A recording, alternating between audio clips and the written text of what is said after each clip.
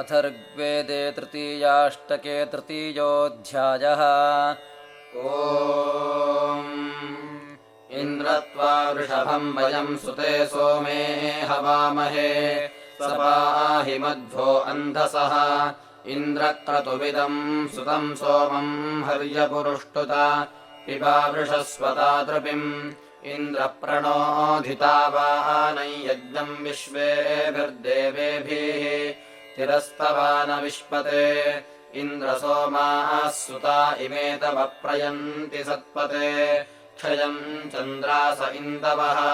दधिष्वा जठरे सुतं सोममिन्द्रवरेण्यम् तव द्युक्षास इन्दवः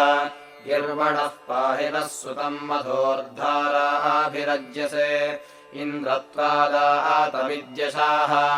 अभिद्युम्नानि वनिन इन्द्रम् सचन्ते अक्षिता वीत्ते सोमस्य वावृधे अर्वावतो न आगहि परावतश्च वृत्रहन् इमाजुषस्व नो गिराः यदन्तरापरावतमर्वावतम् च हूयसे इन्द्रे हतत आगहि आदून इन्द्रमद्र्यघ्घुवानः सोमपीतये हरिभ्याम् याह्यद्रिवः सत्तो होतानऋत्वियस्ति स्थिरे बर्हिरानुषक् अयुज्रन् प्रातरद्रयः इमा ब्रह्मवाः क्रियन्त बर्हिः सीद वीहिशूरपुरोलाशम् रारन्धि सवनेषु न एषु स्तोमेषु वृत्रहन् उक्थेष्विन्द्रगिर्वणः मतयः सोमपामुरुम् रिहन्ति शमसस्पतिम् इन्द्रम् वत्सन्न मातराः समन्दस्वाह्यन्धसो राधसे तन्वामहे न स्तोतारन्निदेकरः वयमिन्द्रत्वायवो हविष्मन्तो जरामहे उत त्वमस्मयुर्वसो मारे अस्मद्विमुमुचो हरिप्रियार्वाङ्याहि इन्द्रस्वधावो मत्स्वेह अर्वाञ्चन्त्वा सुखे रथे वहतामिन्द्रकेशिना घृतस्नो बर्हिरासदे उपनः सुतमागहि सोममिन्द्रकपाशिरम् हरिभ्याम् यस्ते अस्मयुः तमिन्द्रमदमागहि बर्हिष्ठाङ्ग्रावभिः सुतम् कुविन्नस्य तृप्णवाः इन्द्रमित्था गिरो ममाच्छागुरिषिता इतः आवृते सोमपीतये इन्द्रम् सोमस्य पीतये स्तोमैरिह हवामहे उक्थेभिः कुपिदागमत् इन्द्रसोमाः सुता इमे तान् दधिष्वशतक्रतो जठरे वाजिनीवसो विद्माहित्वा धनञ्जयम् वाजेषु दधृशम् कवे अधाते सुम्नमीमहे इममिन्द्रकवाशिरम् यवाशिरम् च नः पिब आगत्या वृषभिः सुतम् तुभ्येदिन्द्रस्व ओक्ये सोमम् चोदामि पीतये एष रारन्तु ते हृदि त्वाम् सुतस्य पीतये प्रत्नमिन्द्रहवामहे कुशिकासो अवस्यवाः आयाह्यर्वाङ्पबन्धुरेष्ठास्तवेदनुप्रतिभः सोमपेयम् प्रिया सखा आयाविमुचोपबर्हिः स्वामिमेहम् यवाहो हवन्ते आयाहि पूर्वीरतिचर्षणीराम् अर्य आशिष उपनो हरिभ्याम् इमा हित्वा आमतयस्तोमतष्टा इन्द्रहवन्ते सख्यम् जुषाणाः आनो यज्ञन्नवो वृधम् सजोषा इन्द्रदेव हरिभिर्याहितूयम् अहम् हित्वा आमतिभिर्जोहवेमि घृतप्रयाः सधमादे मधूनाम् आचत्वामेता वृषणा वहातो हरीसखाया सुधुरा स्वङ्गाः धानावदिन्द्रः सवनञ्जुषाणः सखा सख्यशृणवद्वन्दनानि कुविन्मा गोपाङ्गरसे जनस्य कुविद्राजानम् मघवन्द्रजीषिन् कुविन्मर्षिम् पपिवांसम् सुतस्य कुविन्मेव स्वो अमृतस्य शिक्षाः आत्वा बृहन्तो हरयो जुजाना अर्वागिन्द्रसधमादो वहन्तो प्रयेद्वितादिवरुञ्जन्त्याताः सुसंवृष्टासो वृषभस्य मूराः इन्द्रपिबवृषधूतस्य वृष्ण आयन्ते श्येन उशते दभार यस्य मदेच्यावयसि प्रकृष्टेर्यस्य मदे अपगोत्राववर्था सुनम्भुवेम मघवानमिन्द्रमस्मिन् भरे नृतमम् वाजसातौ शृण्वन्तमुग्रमूतये समत्सुघ्नन्तम् वृत्राणि सञ्जितम् धनानाम् अयन्ते अस्तु हर्यतः सोम आहरिभिः सुतः जुषाण इन्द्र हरिभिर्न आगह्यातिष्ठ हरितम् रथम् हर्यन्नुषसमश्चयः सूर्यम् हर्यन्नरोचयः विद्वांश्चित्वान् हर्यश्ववर्धस इन्द्रविश्वा अभिश्रियाः द्यामिन्द्रो हरिधायसम् पृथिवीम् हरिवर्पसम् अधारयद्धरितोर्भूरिभोजनय्ययोरन्तर्हरिश्चरत् यज्ञानो हरितो वृषा विश्वमाभातिरोचनम् हर्यश्वो हरितम् धत्त आयुधवा वज्रम् बाह्वोर्हरिम् इन्द्रो हर्यन्तवर्जुनम् वज्रम् शुक्रैरभिवृतम् अपारुणोद्धरिभिरद्रिभिः सुतमुद्गाहरिभिराजत आमन्त्रैरिन्द्रहरिभिर्याहि मयूररोमभिः मात्वा केचिन्नियमन्विन्नपाशिनोति धन्वे एवताम् इह वृत्रखादो बलम् मृजः पुरान् धर्मो अपामजः स्थाता रथस्य हर्योरभिस्वर इन्द्रो दृढाचिदारुजः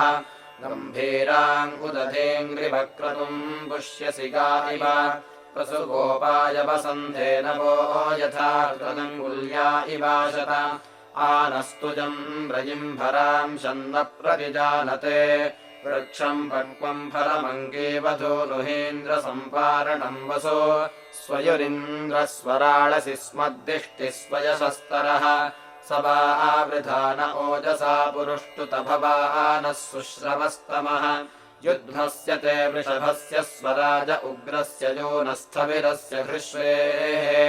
अजोर्यतो वज्रिणो वीर्याणीन्द्रश्रुतस्य महतो महानि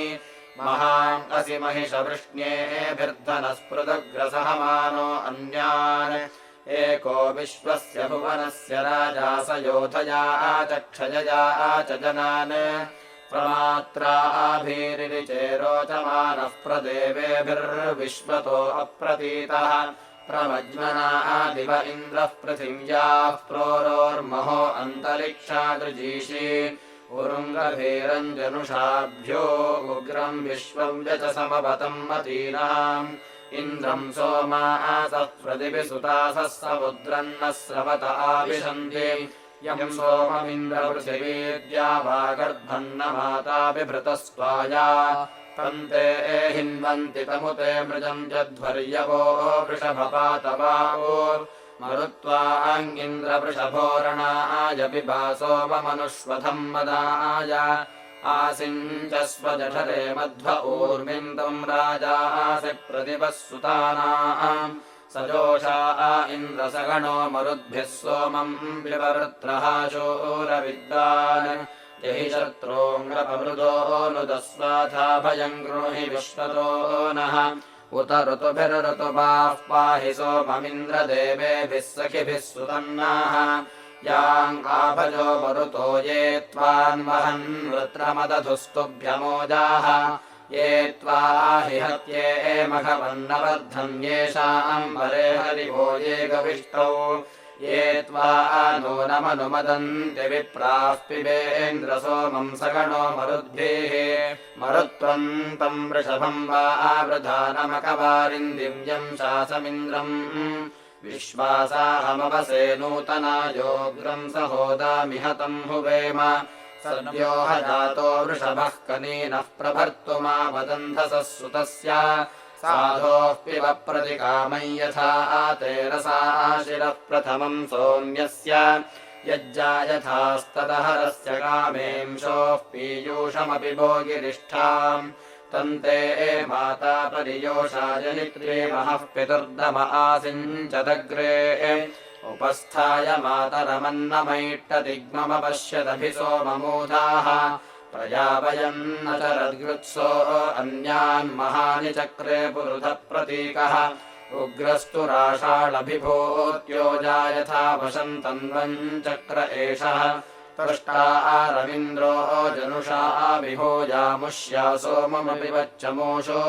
शुनम्भुवेममघवानमिन्द्रमस्मिन् भरे नृतमम्बाजसातौ शृण्वन्तमुग्रमूतये समत्सुघ्नन्तम् वृत्राणि सञ्जितम् धनानाम् शंसा महामिन्द्रम् यस्मिन् विश्वा कृष्टयः सोमपाः काममम् यन् यम् सुक्रतुम् धिषणे बिभ्वदष्टम् घनम् वृत्राणाम् जनयन्त देवाः यन्नु न किः पृतनासु स्वराजम् वितातरति नृतमम् हरिष्ठाम् इनतमः सप्तभिर्योः शोषैः पृथुज्रया अमिनादायुर्दस्योः सहा वा पृत्सुतरनिर्नार्वा व्यानशीरोदसी मेहनावान् भगो नकारे हव्यो मतीनाम् पितेव चारुः सुहवो वयोधाः धर्ता दिवो रजसः स्पृष्ट ऊर्ध्वो रथो न वायुर्वसुभिर्नियुक्तान् क्षपाम् वस्ता जनिता सूर्यस्य विभक्ता भागम् धिषणे एव वाजम् शुनम्भुवेममघवानमिन्द्रमस्मिन् भरे नृतमम् वाजसातौ शृण्वन्तमुग्रमूतये समत्सुघ्नन्तम् वृत्राणि सञ्जितम् धनानाम् इन्द्रस्वाहा पिबतु यस्य सोम आगत्यातुम्रो वृषभो मरुत्वान् ओरुञ्जचाः प्रणतामेभिरन्नैरास्य हविस्तन्वा काममृध्याः आते सपर्यूजवसे युनज्मिययोरनुप्रतिभः सृष्टिमावाह इहत्वा आधेयुर्हरयसुषि प्रपिबात्वा अस्य सुषुतस्य चारोः गोभिर्मिमिक्षुम् दधिरे सुपारमिन्द्रम् ज्येष्ठ्या यथायसे गृणानाः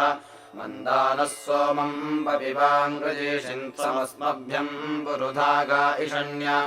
इमम् कामम् मन्दया गोभिरश्वैश्चन्द्रमता राधसा पप्रथश्च स्वर्यवो मतिभिस्तुभ्यम् विप्रा इन्द्रायवाहः कुशिकासो अक्रन् शुनम्भुवेममघवानमिन्द्रमस्मिन् भरे नृतमम् वाजसातौ शृण्वन्तमुग्रमूतये समत्सुघ्नन्तम् वृत्राणि सञ्जितम् धनानाम् चर्षणीधृतम् मघवानमुख्या अमिन्द्रम् गिरो बृहतीरभ्यनूषत वावृधानम् पुरुहूतम् सुवृत्तिभिरमर्त्यम् जनमानम् दिवे दिवे शतक्रतुमर्णवम् शाकिनन्नरङ्गिरो म इन्द्रमुपयन्ति विश्वताः वाजसनिम् पूर्भिदम् तूर्णिमप्तुरन्धामसाचमभिषाचम् स्वर्विदम् आकरे वसोर्जरितापनस्य ते नेहसस्तुभ इन्द्रो दुवस्यते विवस्वतः सदनाहि पिप्रिये सत्रासाहमभिमातिहनम् स्तुहि नृणामुत्वा नृतमङ्गीर्भिरुक्थैरभिप्रवीरमर्चता सबाधाः संसहसे पुरुमायोजिहीते नमो अस्य प्रतिभ एक ईशे पूर्वीरस्य निःशितो मर्त्येषु पुरोवसूनि पृथिवी बिभर्ति इन्द्रायद्याव ओषधीरुतापो रजिम् रक्षन्ति जीरजोवनानि तुभ्यम् ब्रह्माणि गिर इन्द्र तुभ्यम् सत्रादधिरे हरिवोजुषस्व बोध्या आपिरवसो नूतनस्य सखे वसो जलितृभ्यो वयोधाः इन्द्रमरुत्व इह पाहि सोमम् यथाचार्याते अपि वःसुतस्य तव प्रणीति तव शूरशर्मन्नाविवासन्ति कवयः सुजज्ञाः स वा आवशान इह पाहि सोमम् मरुद्भिरिन्द्रसखिभिः सुतन्नाः जातम् यत्त्वा परिदेवा अभूषन्महे भराय पुरुहूत विश्वे अप्तोर्ये मरुत आपिरेशो मन्दन्निन्द्रमनुदातिवाराः तेभिः साकम् पिबतु वृत्रखादः सुतम् सोमन्दाशुषस्वे सधस्थे इदम् ह्यन्वोजसा सुतम् राधानाम् पदे पिबात्वा अस्य गिर्वणः यस्ते अनुस्वथामसत्सुते नियच्छतन्वम् सत्त्वा ममत्तु सौम्यम् प्रते अश्नोतु कुक्ष्योः प्रेन्द्रब्रह्मणा शिराः प्रबाहूशूरराधसे धानावन्तम् करम्भिणमपोपवन्तमुक्थिनम्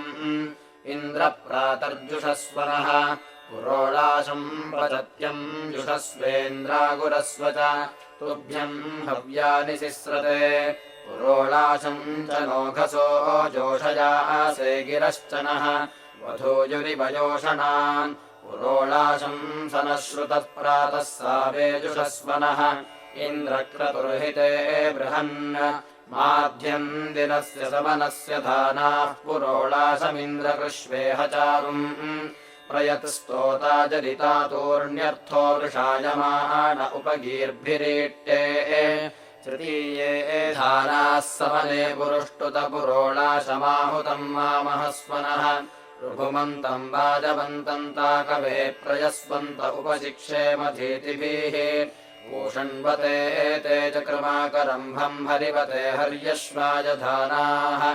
अपोपमद्भिसगणो मरुद्भिः सोमम् विववृत्रः शूरविद्वान् प्रतिधाना भरततूयमस्मै पुरोडाशम् वीरतमाय नृणाम् दिवे दिवे सदृशीरिन्द्रतुभ्यम् वर्धन्तु सोमपेयाय धृष्णो इन्द्राः पर्वता बृहता रथेन वामेरिष आवहतम् सुवीराः वेतम् हव्यान्यध्वरेषु देवा वर्धेथाङ्गीर्भिरिळया मदन्ता तिष्ठा सुखम् मघवन्मापरागाः सोमस्य नुत्वा सुषुतस्य यक्षि पितुर्न पुत्रस्य च मारभेत इन्द्रस्वादिष्ठया गिराशजीवः शंसा आवाद्वर्यो प्रतिमे गृणीहीन्द्राय वाहः कृणवावजुष्टम् एदम् बर्हिर्यजमानस्य सीदाथाः च वो दुग्धमिन्द्राय शस्तम् जायेदस्तम् मघवन्त्सेदुयोनिस्तदित्वा युक्ता हरयो वहन्तु यदा कदा च सुनवामसोममग्निष्ट्वा दूतो धन्वात्यच्छा परा याहि मघवन्ना च याहीन्द्रभ्रातरुभयत्रा ते अर्थम् यत्रा रथस्य बृहतो निधानम् विमोचनम् वाजिनो रासभस्य अपाः सोममस्तमिन्द्रप्रयाहि कल्याणीर्जायासुरणम् गृहेते यत्रा रथस्य बृहतो निधानम् विमोचनम् वाजिनो दक्षिणावत् इमे भोजा अङ्गिरसो विरोपादिवस्पुत्रासो असुरस्य वीराः विश्वामित्राय ददतो मघानि सहस्रसावे प्रतिरन्त आयुः रूपम् रूपम् मघवाबो भवेति मायाः कृण्वानस्तन्वा अम्बरिस्वाम् त्रिर्यद्दिवः परिमुहूर्तमागात् स्वैर्मन्त्रैरनृतुपादावा महाङ्गृशिर्देवजा देवजूतोस्तभ्नात् सिन्धुमर्णवन्दृचक्षाः विश्वामित्रो यदवहत्सुदा समप्रियायत कुशिकेभिरिन्द्राः हंसा इव कृणुथ श्लोकमद्रिभिर्मदन्तो गीर्भिरद्धरे सुते स च देवेभिर्विप्रार्षयो नृचक्षसो विपिबध्वम् कुशिकाः सौम्यम् मधु उपप्रेतकुशिकाश्चेतयध्वमश्वम् राजे प्रमुञ्चता सुदासाः राजा आवृत्रञ्जङ्घनत्प्रागपागुदगथा यजाते वरा पृथिव्याः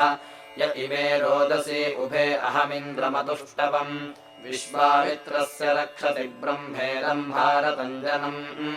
विश्वामित्रा अरासत ब्रह्मेन्द्राय वज्रिणे करदिन्नः सुराधसः किन्ते गृह्णन्ति कीकटेषु गावो नाशिरन् दुह्रेण तपन्ति घर्मम् आनो भरप्रमगन्धस्य वेदो नैचाशाखम् मघवन् रन्धयानः ससर्परेरमतिम् बाधमाना बृहन्मिमाय जमदग्निदत्ता आसूर्यस्य दुहिता तता न श्रवो देवेष्वमृतमधुर्यम् ससर्परेरभरत्तोजमेभ्योऽधिश्रवः पाञ्चजन्यासु कृष्टिषु सा पक्ष्या आनव्यमायुर्दधानायाम् मे फलस्तिजमदग्नयो ददुः स्थिरौ गावो भवताम् वेणुरक्षो मेषा विबर्हिमायुगम् विशारि इन्द्रः पातल्ये ददताम् शरीतोररिष्टनेमे अभिनः सचस्व बलम् देहि तनूषु नो बलमिन्द्रानलुत्सुनः बलम् तोकायतनयाय जीवसे त्वम् हि बलदा असि अभिव्ययस्व खदिरस्य सारमोजो देहि स्पन्दने शिंशपायाम् अक्षवीळो वीळितवीळयस्व मायामादस्मादवजीहि पुनः अयमस्मान्वनस्पतिर्माचहामाचरीरिषत् स्वस्या गृहेभ्य आवसा आविमोचनात् इन्द्रोतिभिर्बहुलाभिर्नो अद्ययाच्छ्रेष्टाभिर्मघवञ्चूरयिन्म यो नो द्वेष्ट्यधरस्तस्पदीष्टयमुद्विष्मस्तमुप्राणो जहातु परशुञ्चिद्वितपदिशिम् बलञ्चिद्विवृष्टति उखाचिदिन्द्रयेशन्ति प्रयस्ताभे नमस्यति न सायकस्य चिकिते जनासो रोधम् नयन्ति पशुमन्यमानाः नावाजिनम् वाजिनाः सयन्ति न गर्दभम् पुरो अश्वान्नयन्ति इम इन्द्रभरतस्य पुत्रा अपवित्वम् चिकितुर्न प्रवित्वम्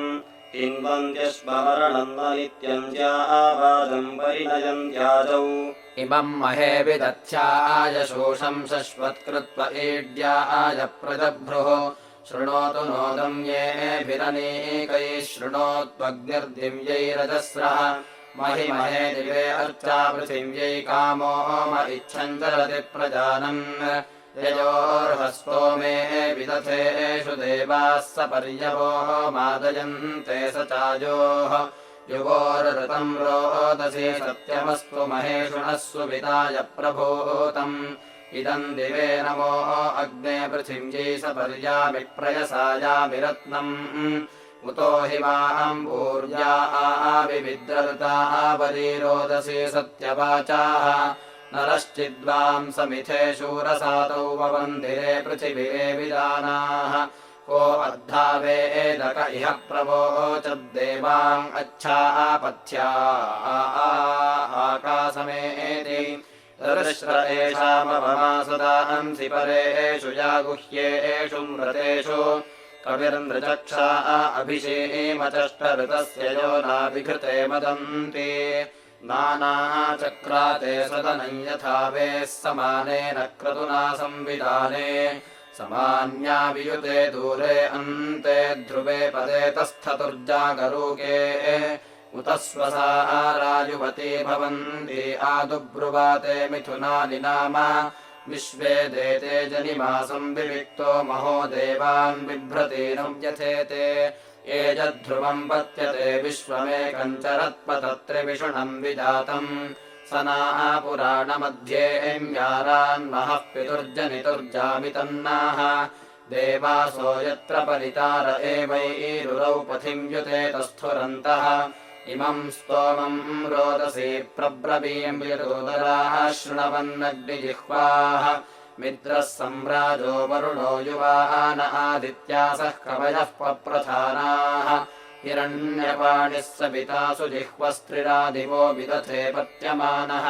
देवेषु च सवितश्लोकमश्रेरादस्मभ्यमासुव सर्वतातिम् सुकृत्सु पाणिस्ववाङ्कृता वा देवस्पष्टावसेतानि नोधात् पूषण्वन्तर्भवो मादयध्वमूर्ध्वग्राबाणो अध्वरमतष्ट विद्युद्रथा मरुतरुष्टिमन्तो दिवो मर्या ऋतजाता अजासाः सरस्वती शृणवन् यज्ञिया सोधाता रयिम् सह वीरन्तुरासः विष्णुम् स्तोमासः पुरुदस्मवर्का भगस्येव कारिणो यामनिग्मन् उरुक्रमः ककुहो यस्य पूर्वीर्नमर्धन्ति युवतयो जनित्रीः इन्द्रो विश्वैर्वीर्यैः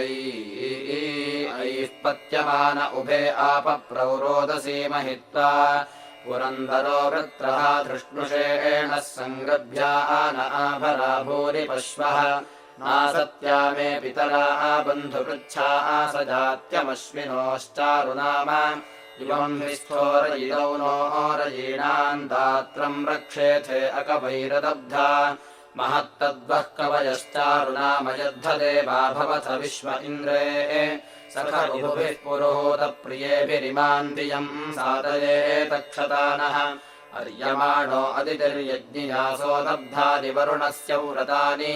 युयोतनो अनपत्यानि गन्तोः प्रजावान्नः पशुमाम् अस्तु गातुः देवानाम् दूतः पुरुधः प्रसूतो नागान्नो वोचतु सर्वताता शृणोतु नः पृथिवीद्यौरुतापः सूर्यो नक्षत्रैरुर्वा अन्तरिक्षम् शृण्वन्तु नो वृषणः पर्वतासो ध्रुवक्षेमास इळयामदन्तः आदित्यैर्नो अदितिः शृणोतु यच्छन्तु नो मरुतः शर्म भद्रम् सदा सुगः पितुमाङ् अस्तु पन्था मध्वा देवा ओषधीः सम्पिपृक्त भगो मे अग्ने सख्येन वृद्ध्या रुद्रायो अस्याम् सदनम् पुरुक्षोः स्वतस्वहव्यासमिषोदिदेह्यस्मद्र्या अक्सम् मिमीः श्रवांसि विश्वाम् अग्ने पृत्सुताञ्जेषु शत्रूनः विश्वा सुमना आदिदिहीनः उषसः पूर्वा अथ यद्योषुर्महद्विदग्ने अक्षरम् पदे गोः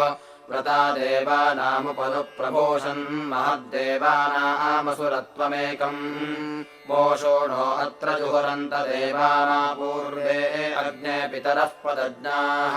पुराण्योः सद्मनोः हेतुरन्तर्महद्देवानामसुरत्वमेकम् विमे पुरुत्रापतयन्ति कामाः शम्यच्छादीद्ये पूर्व्याणि समिद्धे अग्नावृतमिद्वदेम महद्देवानामसुरत्वमेकम् समानो राजा विभृतः पुरुत्राशये एषयासु प्रयुतो वनानो अन्यावत्सम्भरति क्षेति माता महद्देवानामसुरत्वमेकम् आक्षित्पूर्वा स्वपरा अनोरुत्सद्यो जातासु तरुणीष्वन्तः अन्तर्वतीः सुवते अप्रवीता महद्देवानामसुरत्वमेकम् शयुः परस्तादथनुद्विमाता बन्धनश्चरति वत्स एकाः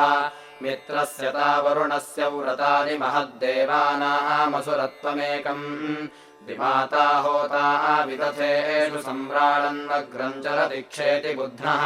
प्ररण्यागण्यवाचो भरन्ते महद्देवानामसुरत्वमेकम् शूरस्येव युध्यतो अन्तमस्य प्रतीचीनम् ददृशे विश्वमायत् अन्तर्मतिश्चरति निश्चितङ्गोर्महद्देवानामसुरत्वमेकम् निवेवेति परितो दूत आस्वन्तर्महांश्चरति लोचनेन वपुंसि बिभ्रदभिनो विचष्टे महद्देवानामसुरत्वमेकम् विष्णुर्गोपाः परमम् पातिपाथः प्रियाधामान्यवृता दधानः अग्निष्टा विश्वा भुवनानि वेद महद्देवानामसुरत्वमेकम् नानाचक्राते यम्या आवपोंशितयोरन्यद्रोचते कृष्णमन्यत् श्यावी च यदरुषी च स्वसारौ महद्देवानामसुरत्वमेकम् माता च यत्र दुहिता च धेनो समर्दुके धापयेते समीचे ऋतस्य ते सदशीले अन्तर्महद्देवानामसुरत्वमेकम् अन्यस्या आवत्संरिहतीमिमायकया भुवानि दधे धेनुरूधाः ऋतस्य सा पयसा पिन्वतेळा महद्देवानामसुरत्वमेकम् पद्या आवस्ते पुरुरूपावपोंश्यूर्ध्वातस्थौत्रिमिम्रेरिहाणा ऋतस्य सद्मवितरामि विद्वान् महद्देवानामसुरत्वमेकम् पदे इव निहिते तस्मे अन्तस्तयोरन्यद्गुह्यमाविरन्यत् सध्रीचीनापथ्या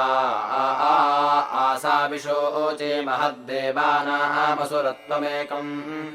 आथेन वोऽधुनयन्तामशिश्वे सवर्दुघाश्चया अप्रदुग्धाः नव्या युवतयो भवन्तेर्महद्देवानामसुरत्वमेकम् यदन्यासु वृषभोरोरवीति सो अन्यस्मिन् यूथे निदधातिरेताः स हि क्षपावान्सभगः स राजा महद्देवानामसुरत्वमेकम् वीरस्यनुस्वश्यन् जनासः प्रणवोचामविदुरस्य देवाः षोह्लायुक्ताः पञ्चावहन्ति महद्देवानामसुरत्वमेकम् देवस्पृष्टा सविता विश्वरूपः पुपोषः प्रजाः पुरुधा जजान इमा च विश्वा भुवनान्यस्य महद्देवानामसुरत्वमेकम् मही समैरच्चम्बा समीची उभेते अस्य वसुनान्यरुष्टे शृण्वे वीरो विन्दमानो वसूनि महद्देवानामसुरत्वमेकम् इमाम् च नः पृथिवीम् विश्वधाया उपक्षेति हितमित्रो न राजा पुरःसदः शर्म सदो न वीरा महद्देवानामसुरत्वमेकम् निश्चिद्भरेस्त ओषधीरुतापो रयिन्त इन्द्रपृथिवी बिभर्ति सखायस्ते वामभाजस्याम महद्देवानामसुरत्वमेकम् इति तृतीयाष्टके तृतीयोऽध्यायः।